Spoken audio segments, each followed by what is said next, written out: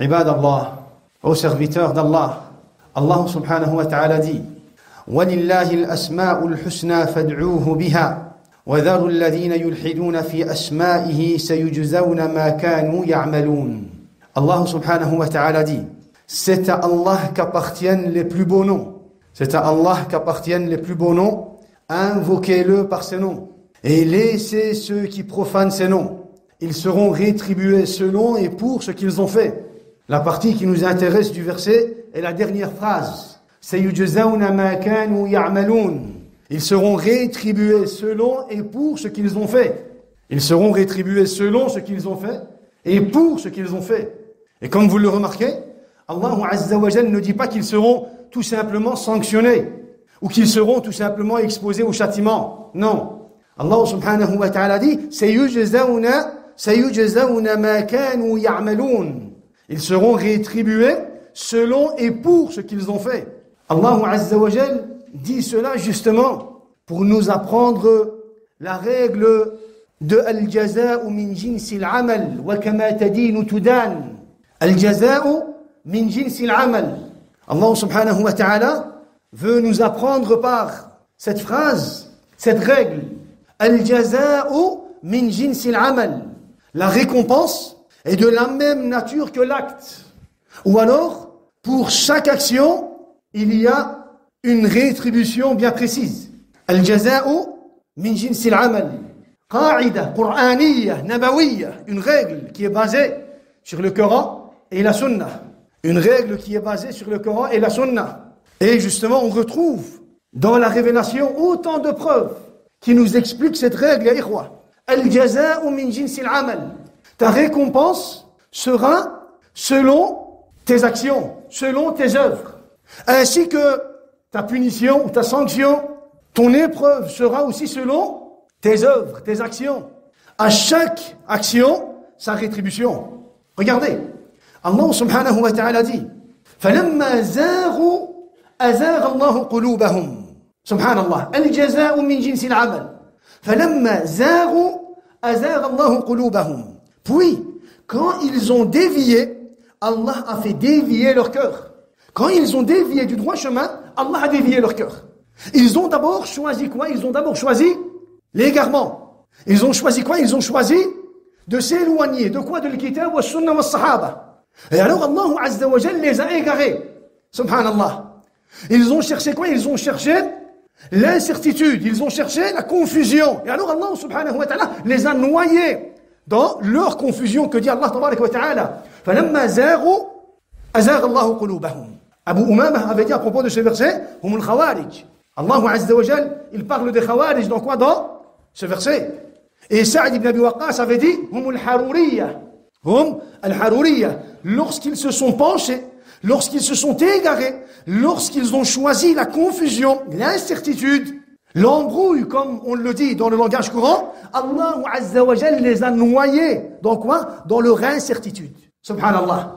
Muqatil ibn Sulayman dit, فَلَمَّا مَالُوا عَنِ الْحَقِّ أَمَالَ اللَّهُ قُلُوبَهُمْ.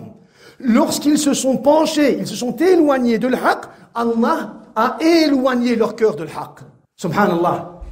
L'homme, lorsqu'il s'éloigne de l'kitab wa sunnah, de fahm as-sahaba, khalas, il va très certainement subir quoi? Il va très certainement subir les conséquences. فَلَمَّا زَاغُوا أَزَاغَ اللَّهُ قُلُوبَهُمْ. Pourquoi? الْجَزَاءُ مِنْ جِنْسِ الْعَمَلِ.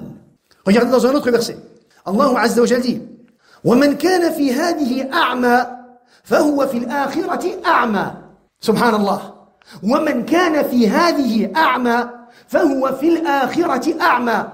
Et celui qui sera, ou celui qui va être aveugle, qui a été aveugle ici sur terre, dans ce bas monde, il sera aveugle dans l'au-delà. On ne parle pas ici de celui qui ne voit pas avec ses yeux, non. On parle ici de celui qui ne voit pas avec son cœur, qui ne voit pas al-haq, qui ne voit pas le kitab wa sunnah wa fahm as-sahaba. Celui qui sera, ou celui qui a été aveugle ici sur terre, il sera aveugle yawm al-qiyamah. Pourquoi? Al-jaza'u min jinsil amal. Wa kama tadinu tudan. Car la récompense est de la même nature que l'acte. La récompense la punition, la sanction, l'épreuve est de la même nature que l'acte. Al-jaza'u min jinsil amal. Comme tu t'es mis à l'écart de l'wahy al-mubin, de le Coran ou Sunna, de fahm al-sahaba, tu as mérité quoi? Tu as mérité d'être aveugle aussi yawm al-qiyamah. Comme tu n'as pas vu, tu n'as pas entendu, tu n'as pas accepté les versets et les hadiths et les explications de sahaba par rapport au thème de la religion, tu seras aussi aveugle yawm al-qiyamah. Pourquoi? Al-jaza'u min jinsil amal. Regardez dans un autre verset, Allah Azza wa Jalla dit وَلَوْ جَعَلْنَاهُ مَلَكًا لَجَعَلْنَاهُ رَجُلًا وَلَلَبَسْنَا عَلَيْهِمْ مَا يَلْبِسُونَ. Subhanallah. Si nous avions désigné un ange comme prophète, nous aurions fait de lui-même un homme. Si nous avions désigné un ange comme prophète, pourquoi? Parce que les mouchrikoun de la Mecque disaient un prophète, un humain comme prophète, on aurait voulu avoir un ange. Alors Allah Azza wa Jalla dit, et si nous avions désigné un ange comme prophète, nous aurions fait de lui-même un homme. Bien, l'ange serait venu sous la forme d'un homme.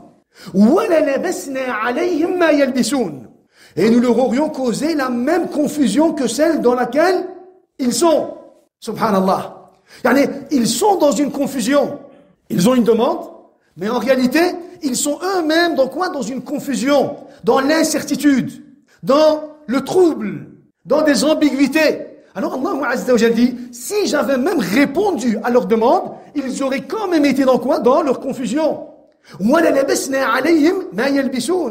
Et nous leur aurions causé la même confusion que celle dans laquelle ils sont. C'est eux-mêmes d'abord qui sont quoi? C'est eux-mêmes d'abord qui ont choisi la confusion. Et puis Allah Azza wa Jalla les a noyés dans leur confusion. Allahu Akbar. Subhanallah.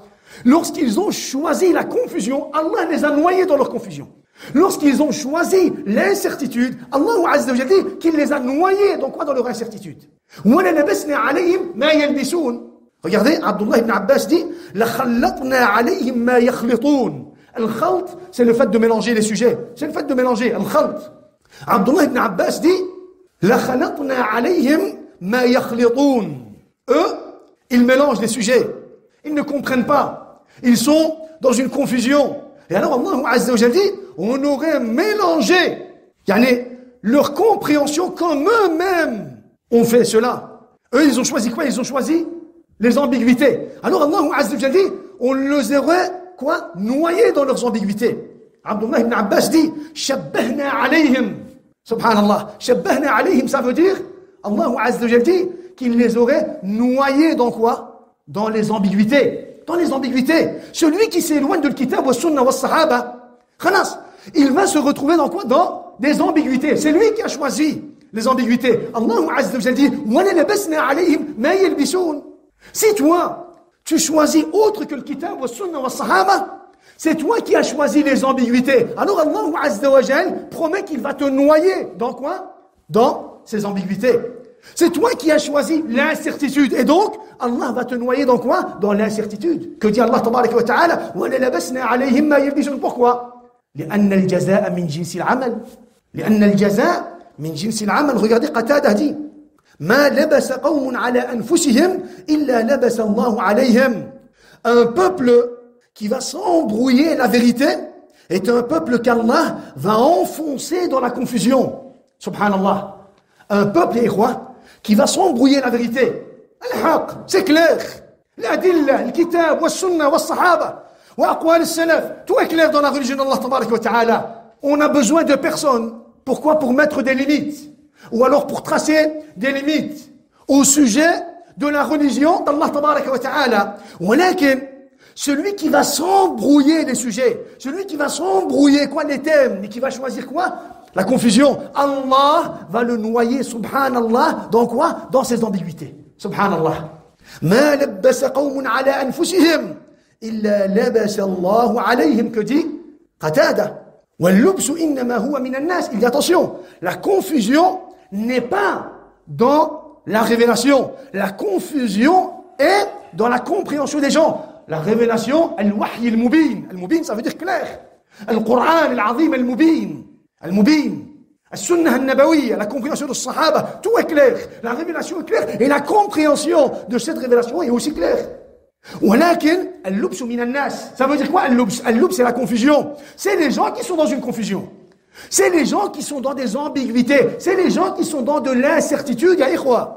Et celui qui va choisir les ambiguïtés, Allah Azza wa Jal promet qu'il va quoi? Le noyer. Dans quoi? Dans ces ambiguïtés. Pourquoi? C'est ça que tu dois comprendre. Pourquoi? C'est selon tes actions que sera ta rétribution. C'est selon tes actions que tu verras soit ta récompense ou soit ton épreuve, ta sanction.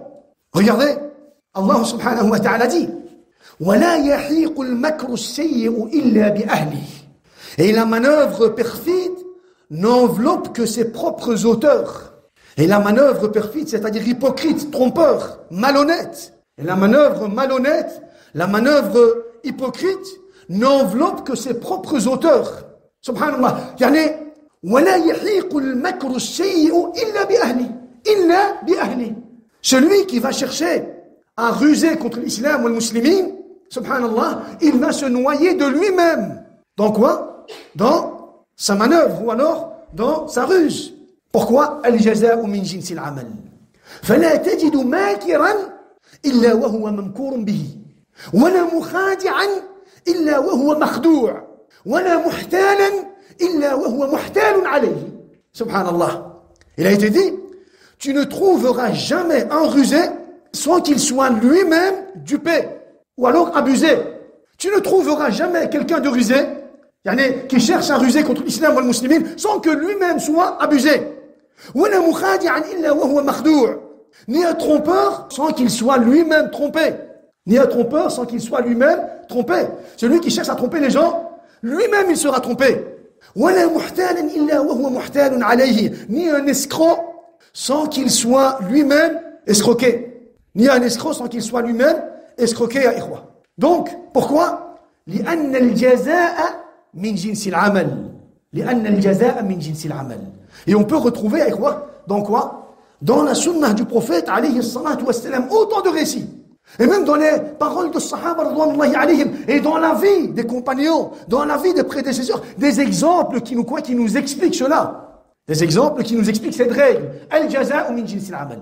Ta rétribution sera selon quoi? Tes applications. Ton épreuve sera selon tes œuvres. Subhanallah. Regardez. Le prophète, alayhi salatu wassalam, justement, il nous donne un exemple.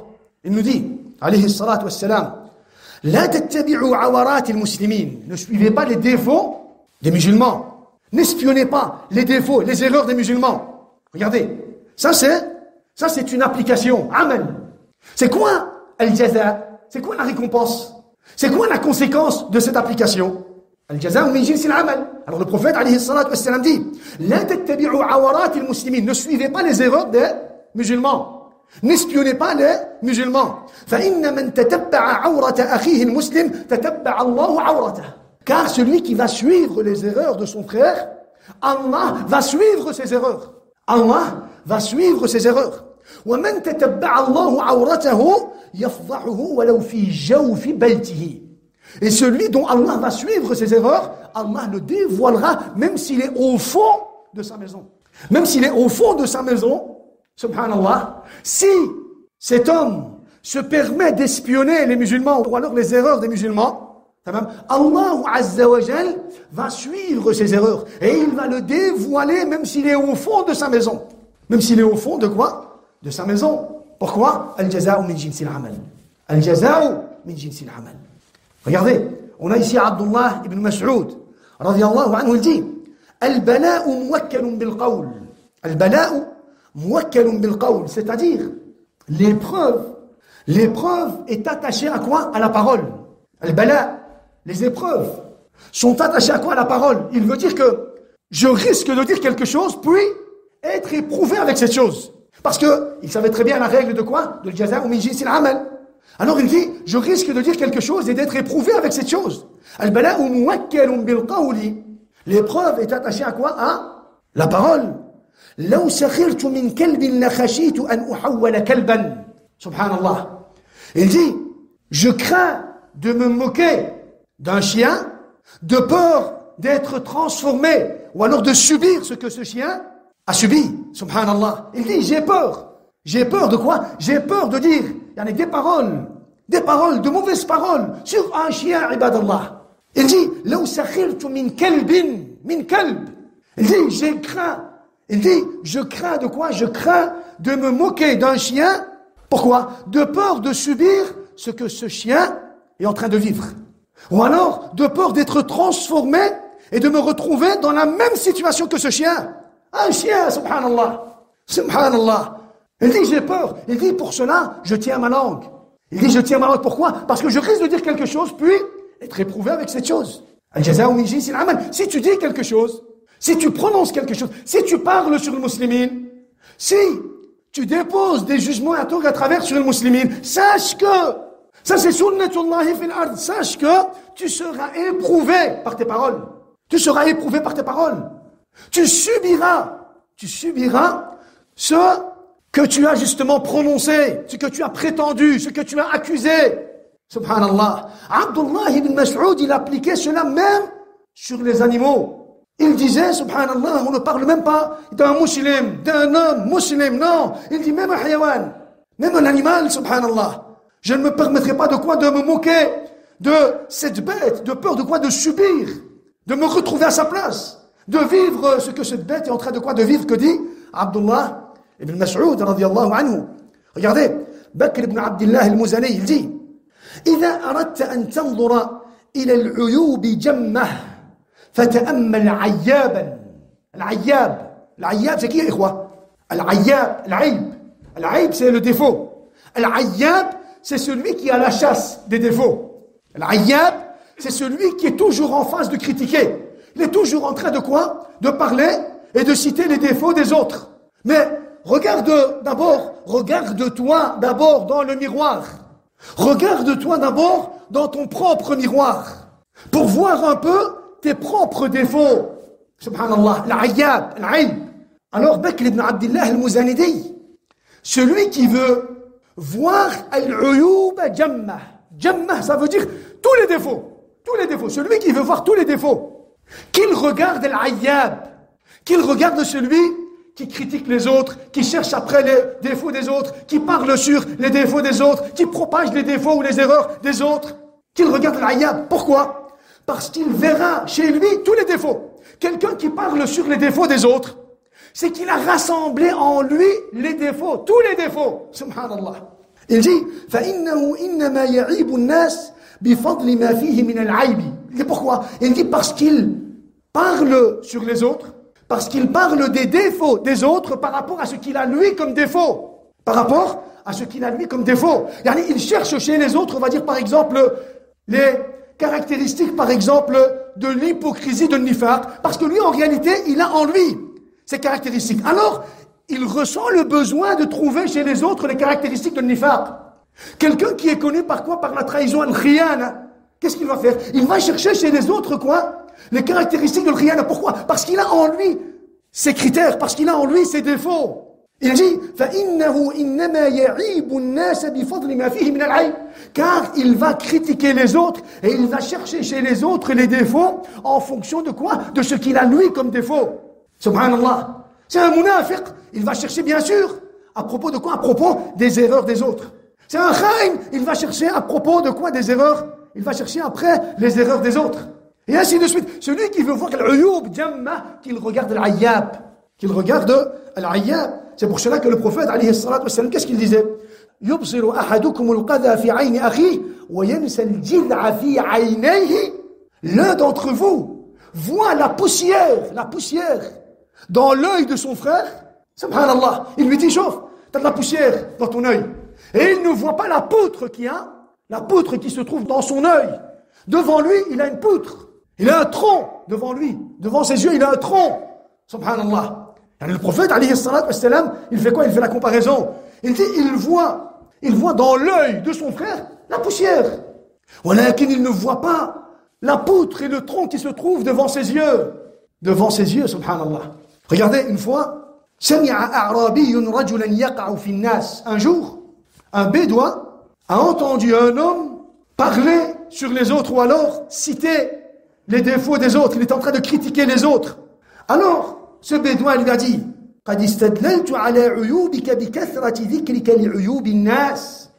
J'ai vu, j'ai compris tes défauts en fonction de ce que toi tu cites comme quoi? Comme défaut des autres. Il dit tellement, tu parles sur les défauts des autres, yani les erreurs des autres et tout ce qui suit, que j'ai vu en toi, yani quel genre de makhlouk tu es, quel genre de créature tu es, quel genre yani d'être tu es.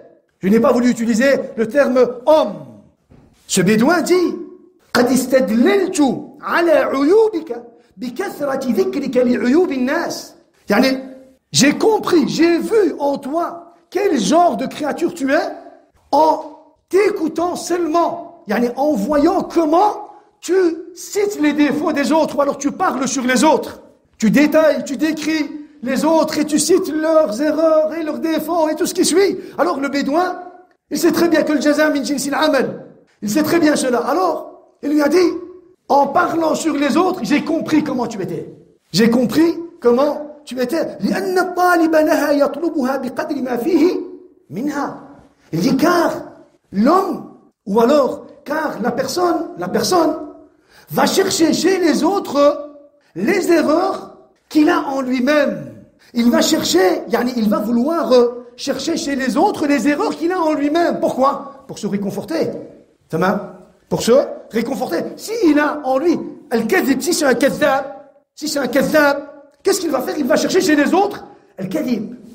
Si il a en lui des défauts, il va chercher chez les autres ses défauts. Pourquoi? Parce qu'il a besoin d'agir de cette façon. Al-ayyab, subhanallah. Pourquoi? Comprenez que le jaza min jinsil amal. فكل هذا من باب الجزاء من جنس العمل. Regardez, Allah subhanahu wa ta'ala dit إنما بغيكم على أنفسكم. Votre transgression ne retombera que sur vous-même. شوف الجزاء من جنس العمل. المكر ou alors البغي. البغي يا إخوة, البغي c'est la transgression, c'est l'injustice. Allah subhanahu wa ta'ala dit إنما بغيكم على أنفسكم. Votre transgression ne retombera que sur vous-même. Toi, tu veux faire du tort à quelqu'un d'autre, sache que ce tort va se retourner contre toi-même. Et tu vas toi-même vivre ce tort. Tu vas toi-même vivre cette injustice. Pourquoi? Al-jaza'u min jinsil amal. Abdullah ibn Abbas dit لو بغى جبل على جبل لدك الباغي منهما. Lorsqu'il interprète ce verset, il dit لو بغى جبل على جبل. Subhanallah. Al-jabal, c'est quoi, ikhwa? Al-jabal, c'est la montagne. Bara, ça veut dire quoi? Bara, ça veut dire transgresser.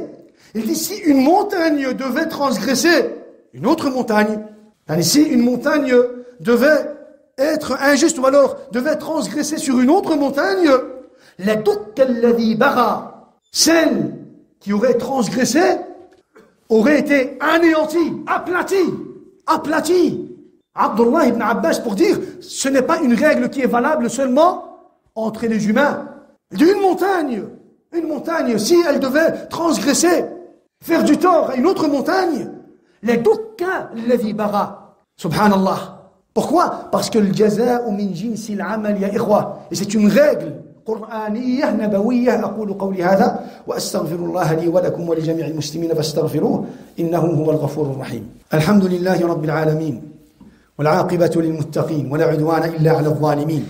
وأشهد أن لا إله إلا الله وحده لا شريك له وأشهد أن محمدا عبده ورسوله الأمين صلى الله عليه وعلى آله وصحبه أجمعين. Regardez, ya ikhwa, parmi les preuves que le prophète alayhi salatu wassalam nous a citées en ce qui concerne cette règle, al-jaza'u min jinsil amal, kama tadinu tudan wa ma zara'ta hasadta. Parmi les règles, regardez subhanallah l'exemple ou alors le jugement que le prophète alayhi salatu wassalam nous a cité à propos de quoi? À propos de cette règle. Le prophète alayhi salatu wassalam, ya ikhwa, il nous parle de quoi? Il nous met en garde de quoi? Du takfir du musulman. Du takfir du musulman. Pourquoi? Parce que cela peut engendrer quoi? D'autres jugements. Alors le prophète, alayhi salatu wassalam, il nous met en garde de quoi? De faire le takfir d'un musulman par ignorance, par jahl, par précipitation. Ou alors, selon les envies, selon les passions, selon une déduction, ou alors une supposition, ou alors un raccourci, il a akhiré. Le prophète, alayhi salatu wassalam, il nous met en garde de quoi? De ce genre de takfir, ya ikhwa. Il nous met en garde de ce genre de takfir. Pourquoi? Parce que le takfir est un jugement religieux. Et donc, pour faire le takfir, tu as besoin de quoi? Tu as besoin d'un hukm shar'i, d'un dalil shar'i min al-kitab wa sunnah. Tu ne viens pas, toi, intégrer ta compréhension dans quoi? Dans un dalil pour faire le takfir d'un musulman. Non, ça c'est batil. Ça c'est tariqat al-khawarij, ya ikhwa. Tu ne viens pas, toi, avec ta compréhension, ta déduction, et tu l'intègres dans quoi? Dans un verset. Et tu dis, regarde, ce verset parle de quoi? De ce jugement ou alors de cette conclusion. Et par rapport à cela, qu'est-ce que tu fais? Tu te permets de faire le takfir d'un musulman. Non, ça c'est batil. Ça c'est batil. Ou alors, tu ne fais pas le takfir parce que tu supposes que cela doit être quoi? Devrait être appliqué. Ou alors tu ne fais pas le takfir aussi d'un musulman, mimbab quoi? Par précaution. Par précaution. Et alors le prophète, alayhi salatu wassalam, quand il nous parle de quoi? De ce jugement, qu'est-ce qu'il fait? Il nous met en garde. Et puis, il applique la règle de l'jaza'u min jinsil amal. Il dit, ma akfara rajulun rajulan qat. إلا باء بهما أحدهما إلا باء بها أحدهما. Il n'y a pas un homme ma akfara. Akfara, ça veut dire le fait de faire le takfir. Il n'y a pas un homme qui va faire le takfir d'un homme musulman sans que ce jugement ne soit valide sur un des deux. Sans que ce jugement ne soit appliqué ou ne soit valide sur un des deux. Subhanallah. Et dans l'autre hadith, le prophète alayhi salatu wassalam dit ayyuma rajulin muslimin akfara rajulan musliman fa in kana kafiran wa illa kana huwa al-kafir. Fa in kana kafiran wa illa kana huwa al-kafir. Al-jaza'u min jinsi al-amal. Il dit le musulman qui va faire le takfir d'un musulman. Ça dépend. Soit il va faire cela selon quoi? Selon le kitab wa sunnah. Et la compréhension de salaf al-salih, la compréhension de sahaba radwanullahi alayhim. Parce qu'il va être confronté à un naqid min nawaqid al-islam. Et il va avoir des preuves. Quand je dis naqid min nawaqid al-islam, des nawaqid, des annulatifs de l'islam, qui sont quoi? Qui sont basés sur le Coran, la sunna, la sahaba. Pas des annulatifs qui sont inventés par le khawarij. Pas des annulatifs, aujourd'hui, qui sont inventés par qui? Par le khawarij. Aujourd'hui, les khawarij, ils inventent des annulatifs. Pourquoi? Pour se mettre en garantie. Pourquoi? Pour, préserver leur jugement, leur place, ya ikhwa. Abadan. Celui qui va faire le takfir d'un musulman, il dit, le prophète alayhi salatu wassalam dit, fa in kana kafiran, s'il est kafir, cela tombera sur lui. Wa illa kana huwa al-kafir. Et s'il n'est pas kafir, cela reviendra vers le premier. C'est-à-dire, cela reviendra vers celui qui va faire le takfir. Celui qui va dire kafir à un musulman, sans haqq, sans ilm, sans dalil, sans burhan, sans naqid min nawaqid al-islam, en s'éloignant tout simplement de fahm al-sahaba par rapport à un sujet, ce jugement va retomber sur lui-même. Que dit le prophète alayhi salatu wassalam. Pourquoi? Al-jaza'u min jinsi al-amal. Regardez. Qala al-Bukhari.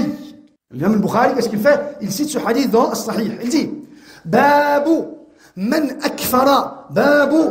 kaffara akhahu bighayri ta'wil fahuwa kama qala. Celui qui va faire le takfir d'un musulman sans argument. Je ne vous parle pas des déductions et des compréhensions qui sont intégrées dans les récits et les versets de la révélation. Non. Je vous parle ici d'un dalil qat'i. كالشمس في ظاهرة النهار برهان قاطع ناقض من نواقض الإسلام تمام من الكتاب والسنة وفهم الصحابة. Il dit الإمام البخاري من كفر أخاه بغير تأويل, celui qui va faire le takfir de son frère بغير تأويل, sans argument réel. Ça veut dire avec ses passions et ses envies. Il va faire le takfir ولكن il va faire le takfir ولكن il n'a pas de quoi, il n'a pas d'argument. تمام. فهو كما قال, il est lui-même considéré comme kafir. C'est-à-dire que celui qui va faire le takfir d'un musulman shahwa. Pourquoi? Parce qu'il est atteint à la maladie de quoi? Il est atteint à la maladie de takfir bil shahwa. Ou alors il est atteint à la maladie de quoi? Il va faire le takfir li ishba'i nafsihi, pour rassasier sa personne. Ou alors il va faire le takfir, pourquoi? Il va faire le takfir min bab an-nafs wal hawa. Al-imam al-Bukhari dit, il est considéré lui-même kafir, aynan. Lui-même il est considéré kafir. On ne parle pas de celui qui va faire le takfir avec un argument, comme Hatib ibn Abi Balta'a. Hatib ibn Abi Balta'a, lorsque Hatib il a écrit une lettre, et qu'il avait dévoilé en partie la situation du prophète, alayhi salatu wassalam, et que le prophète l'avait convoqué, Omar ibn Khattab, il avait quoi? Il avait fait son takfir parce qu'il pensait que c'était quoi? C'était, min bab al-tajassus, de l'espionnage. Alors le prophète, alayhi salatu wassalam, il l'avait convoqué justement pour l'écouter et appliquer sur lui la sentence de son acte, en croyant qu'il avait commis un acte min nawaqid al-islam, mais qu'après l'avoir écouté, le prophète a compris qu'il n'y avait pas de quoi? Qu'il n'y avait pas de naqd min nawaqid al-islam. Au contraire, c'était min bab al-makida, min bab al-khud'a, li'anna al-harba khud'a. Alors le prophète, qu'est-ce qu'il a fait? Il a intervenu à Omar ibn Khattab, Omar qui avait fait le takfir de Hatib. Il a intervenu, il a dit non, ya Omar. Dans ce cas-là, le jugement ne retombe pas sur Omar ibn Khattab. Pourquoi? Parce qu'il a un dalil qati'. Il a un dalil qati'. Amma, min bab al-nafsi, ومن باب الشهوة ومن باب إشباع النفس إلى آخره ومن باب الهوى. Tu comprends que quoi? Tu comprends que le jugement retombe directement sur son auteur. Il est considéré lui-même kafir. Et comment tu sais cela? Comment tu vas savoir cela? Comment tu vas savoir si c'était un jugement qui était déposé shar'an ou alors nafsan wa hawan? Comment tu vas savoir? Comment tu vas savoir? Tu vas savoir cela si lui-même va être confronté à cet acte par rapport auquel il a fait le takfir, quand lui-même va être confronté à cet acte, si réellement il reste sur sa position, sur une position ferme religieuse, tu comprends qu'en réalité il était quoi? Tu comprends qu'en réalité son takfir était basé sur quoi? Sur le kitab wa sunna wa sahaba. C'était un argument religieux. Walakin, lorsque lui-même il va être confronté à quoi? Il va être confronté à ce genre de situation par rapport auquel lui il a fait le takfir, il va tomber dedans comme si de rien. Il va se permettre de faire cet acte que lui avait nommé comme du kufr. Il va se permettre de faire cet acte que lui considère comme du kufr et par rapport auquel il a fait le takfir d'un musulman. Alors à ce moment-là, tu comprends que c'est min bab al-nafs, c'est min bab al-hawa, c'est min bab al-hasad, c'est min bab ishba' al-nafsi. Alors à ce moment-là, il est considéré kafir aynan.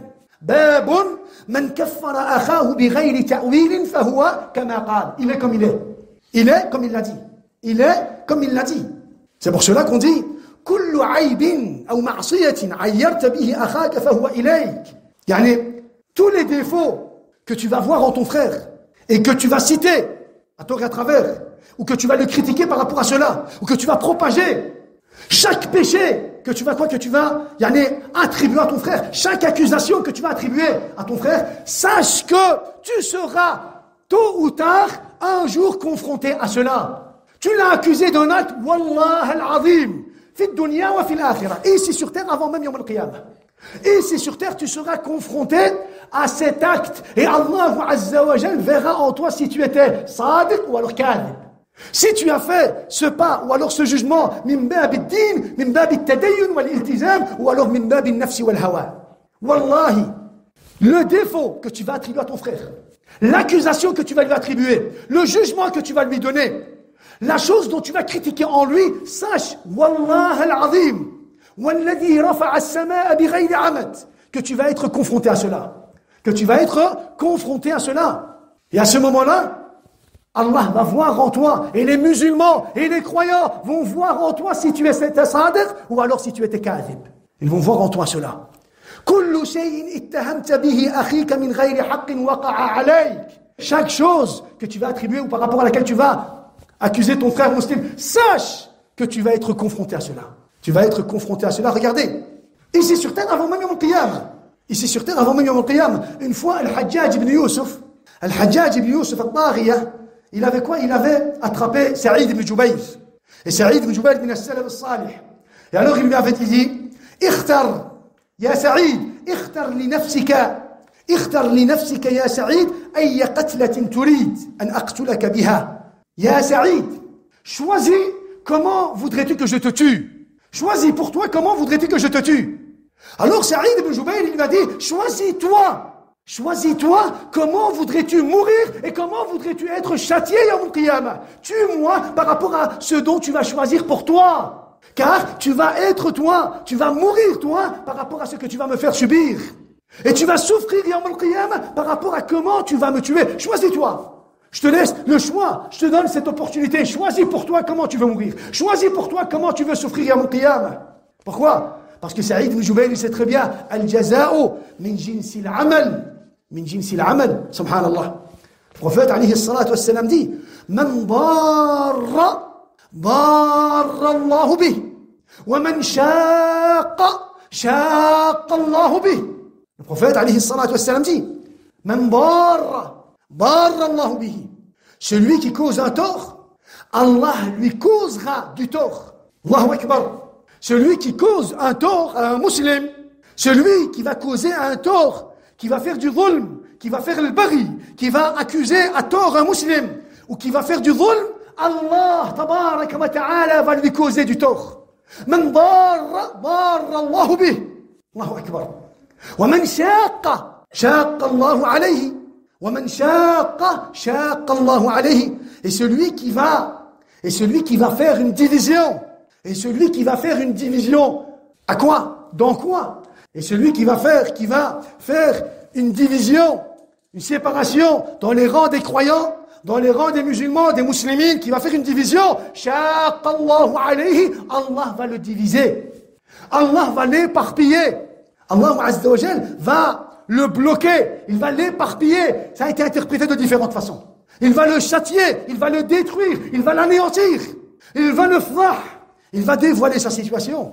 Man darra, darra Allahu bihi.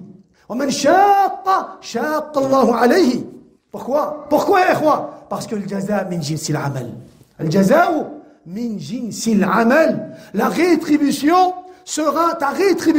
sera selon tes actes. Ce que tu as fait. Que ça soit min huquq Allah Azza wa Jalla, ou alors min huquq al-adamiyyin, que ça soit envers Allah, ou alors envers les créatures al-adamiyyin, ou même envers les hayawanat, tu seras rétribué selon ce que tu as fait. Selon ce que tu as fait. Et tu vas vivre ce que tu as fait vivre. Et tu vas subir ce que tu as fait subir. Et tu vas te retrouver toi-même confronté à les situations par rapport auxquelles tu as accusé le musulman. Et Allah Azza wa Jal va dévoiler, subhanallah, ta situation aux musulmans, aux mu'minines, aux muwahhidines. Donc, sachez, ya ikhwa, que le jaza'u min jinsil amal sunnatun ilahiyya. C'est une règle d'Allah tabaraka wa ta'ala, une règle universelle. Une règle universelle. Fi dunya wal akhirah. Et c'est valable ici sur terre et dans l'au-delà. وَلَن تَجِدَ لِسُنَّةِ اللَّهِ تَبْدِيلًا وَلَن تَجِدَ لِسُنَّةِ اللَّهِ تَحْوِيلًا. Et tu ne trouveras pas dans les règles universelles d'Allah tabaraka wa ta'ala tabdila ou alors tahwila. Non, tu ne trouveras pas de quoi? De changement dans les règles d'Allah tabaraka wa ta'ala. Cette règle est valable pour tout le monde. Est valable pour tout le monde, ya ikhwa. Donc, soyez attentifs et agissez en connaissant ou en étant conscient de quoi? De cette règle. Qu'Allah Azza wa Jal nous garde fixe sur le droit chemin. Allahumma hdina fi man hadayt. الحمد لله رب العالمين الرحمن الرحيم مالك يوم الدين إياك نعبد وإياك نستعين اهدنا الصراط المستقيم صراط الذين أنعمت عليهم غير المغضوب عليهم ولا الضالين آمين.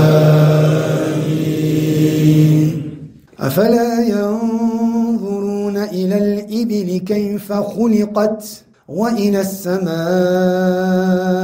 كيف رفعت وإلى الجبال كيف نصبت وإلى الأرض كيف سطحت فذكر إنما أنت مذكر لست عليهم بمسيطر إلا من تولى وكفر فيعذبه الله العذاب الأكبر إن إلينا إيابهم ثم إن علينا حسابهم الله أكبر.